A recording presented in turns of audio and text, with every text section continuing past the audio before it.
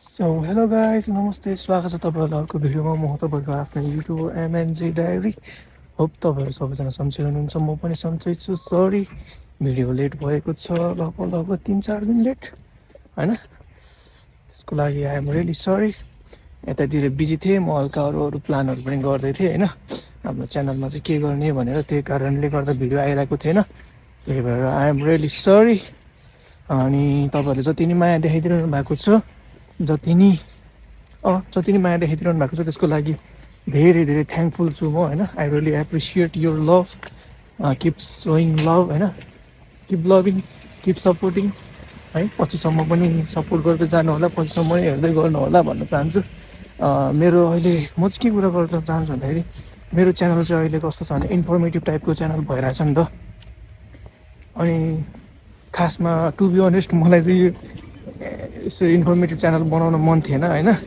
त्यही पनि अब यसो बनाउँदै अनि पछि अब सबैजनालाई हेल्प नै भइरहेछ भनेर मैले बनाउन थालेँ होइन जुन चाहिँ तपाईँहरूलाई हेल्पफुल पनि भयो मलाई पनि राम्रै भयो होइन तपाईँहरू सबैजनाले सपोर्ट पनि गरिदिनु भयो मेरो कन्टेन्टलाई माया गरिदिनु भयो तर मलाई डर लाग्छ कि यस्तो टाइपको कन्टेन्टमा चाहिँ भ्युवर्सहरू रिटर्न भएर नै आउनुहुन्न कि सबै न्यू भ्युवर्सहरू मात्र हो होइन जुन चाहिँ अलिकति ड्रब्याक छ है अब रिकभरिङ भ्युवर्सहरू नै हुँदैन क्या सबै रिटर्निङ भ्युवर्सै नहुने सबै न्यू भ्युवर्स मात्र हुने त्यस्तो हुँदाखेरि चाहिँ अब के भनौँ है त्यो बुझ्नु तपाईँहरू आफूले होइन त्यही भएर पनि हल्का कन्टेन्टहरू अब स्विच गर्दै जान्छु म चाहिँ जे पनि हाल्छु है यो च्यानलमा है जे पनि हाल्न सक्छु तपाईँहरू जस माया देखाइदिनु भन्न चाहन्छु भिडियोको स्टार्टिङमै त्यही भन्न थालेँ होइन नरिसाउनु के गर्नु यता हेर्नु त सबै मलजल गर्दैछन् अब समर आउन लाग्यो मजाले फुलाउँछन् यता है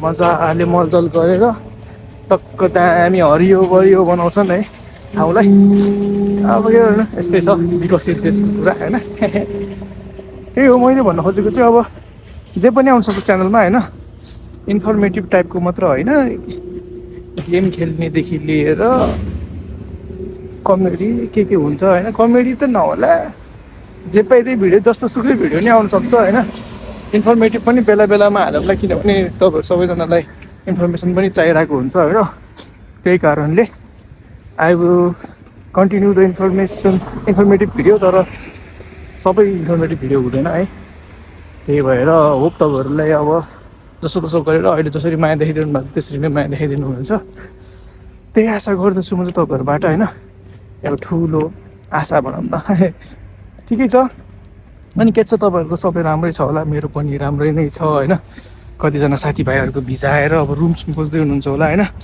रुम नपाइकन चाहिँ नआउनुहोस् है मैले पहिल्यैदेखि भन्दा छु होइन रुम नपाइन्जेलसम्म नआउनुहोस् पहिला रुम फिक्स गर्नुहोस् अनि आउनुहोस् बिजोग छ है यता त्यही भएर त्यही नै अहिले त रुमहरू पनि पाइरहेको छ है यसो बुझेर राम्रोसँग हेरेर यसो ग्रुपतिर नेप्लिज लिभिङ डेनमार्कतिर यसो एक्टिभ भएर हेरिदिनुहोस् त्यतातिर छ है आइरहेको छ अझै पहिलाभन्दा निकै आइरहेको छ त्यही भएर त्यसमा हेर्नु होला भन्न चाहन्छु अनि कपाल काटेको अलिकति कस्तो देखा होला होइन अनि वेट आजको भिडियो पनि इन्फर्मेटिभ टाइप नै हुनेवाला छ अलिकति किनभने फेरि मैले सुरुमै के भने यो चाहिँ इन्फर्मेटिभ होइन क्या हो भनेर तपाईँहरू स्किप गरिदिनु होला होइन यो पनि एउटा इम्पोर्टेन्ट भिडियो नै हो यो खासै युवाला भिडियो बनाउनु लागेको होइन मैले होइन खासै भास्ट टपिक त होइन जस तपाईँहरूलाई अलिकति एउटा इन्फर्मेटिभ टाइपको दिउँ भनेर हो है तपाईँहरूले अब कतिजनाले सोधिरहनु भएको थियो कि पोर्चुगल मात्र अप्सन हो र भनेर सोधिरहनु भएको थियो होइन अनि मैले अघिल्लो भिडियोमा कुरा त गरेको थिएँ तर त्यो अलिकति फ्याट्टाफुट्टा मात्र भनेको थिएँ होइन त्यही भएर मैले त्यो भिडियोमा चाहिँ अलिकति राम्रैसँग भन्छु भनेर भिडियो बनाउनु लागेको हो ध्यान दिएर सुन्नु होला अन्तिमसम्म सुन्नु होला होइन अन्तिमसम्म हेर्नु होला भिडियो होइन यस तपाईँले चाहिँ यतैबाट ब्याचलर गरेर कम्प्लिट गर्नुभएपछि होइन US Australia UK Canada wherever you want you can apply तर स्टुडेन्ट भिजा एप्लाई गर्नुपर्ने हुन्छ यत्तिकै चाहिँ जान पाउनुहुन्न युएस अस्ट्रेलिया क्यानाडा युके चाहिँ तपाईँ यत्तिकै जान पाउनुहुन्न you have to apply for visa होइन नेक्स्ट ब्लकमा आउनुभयो भने युके चाहिँ तपाईँ पढ्न जान पाउनुहुन्छ जस्तो लाग्यो मतलब स्टुडेन्ट भिजामै हो होइन यत्तिकै त जान पाउनुहुन्न त्यही त हो नि भिजा चाहिँ लाउनै पर्ने हुन्छ होइन तपाईँहरू फ्री ट्राभल गर्न पाउने भनेको चाहिँ सेन्जेन कन्ट्री 27वटा छ नि त त्यो 27वटा सेन्जेन कन्ट्रीमा चाहिँ तपाईँ मजाले ट्राभल गर्न पाउनुहुनेछ, त्यहाँनिर बस्न सक्नुभयो भने बस्न सक्नुहुनेछ। त्यति नै हो फाइदा डेनमार्क आउनु भएको होइन। डेनमार्क चाहिँ युरोपमा पनि एउटा वान अफ द एक त नर्डिक कन्ट्री पनि भयो अनि सेन्जेन कन्ट्रीमा पनि पर्छ। यहाँनिर 27वटा कन्ट्री चाहिँ सेन्जेन कन्ट्री भनेर हालेको छ, सायद अहिले 28वटा हो, क्रोसिया पनि आएको छ होइन। त्यो सेन्जेन कन्ट्रीहरूमा चाहिँ फ्रीले क्या विदाउट मतलब तपाईँले अब एउटा सेन्जेन कन्ट्रीको भिजा पाउनुभयो भने अरू सबैवटा सेन्जेन कन्ट्रीहरूमा मजाले विदाउट भिजा यत्तिकै जान पाउनुहुनेछ नि त। हो त्यसको फाइदा उठाउने हो है। डेनमार्क आउनुभयो भने चाहिँ त्यस यो गएर सेन्जेन भिजा, जुन चाहिँ भिजा चाहिँ तपाईँलाई अब पोर्चुगल जान स्विजरल्यान्ड जान भिजा चाहिँदैन है, तपाईँ जान सक्नुहुनेछ।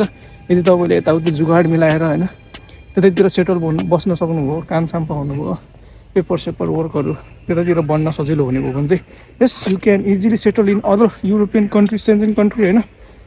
जुन चाहिँ तपाईँहरूलाई प्लस पोइन्ट हो एउटा सेन्जेन कन्ट्री आएको गेटवे टु युरोप भने जस्तै बनाउन मिल्यो नेसब्लकलाई होइन।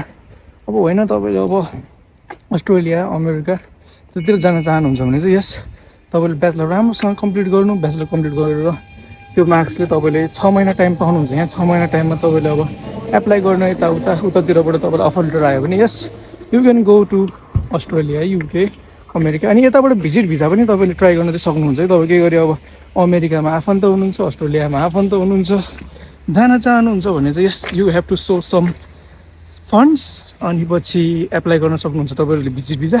अनि you can go to America, जता पनि जान सक्नुहुन्छ, अमेरिका अस्ट्रेलिया कता कता जान चाहनुहुन्छ तपाईँहरू होइन भिजिट भिजामा।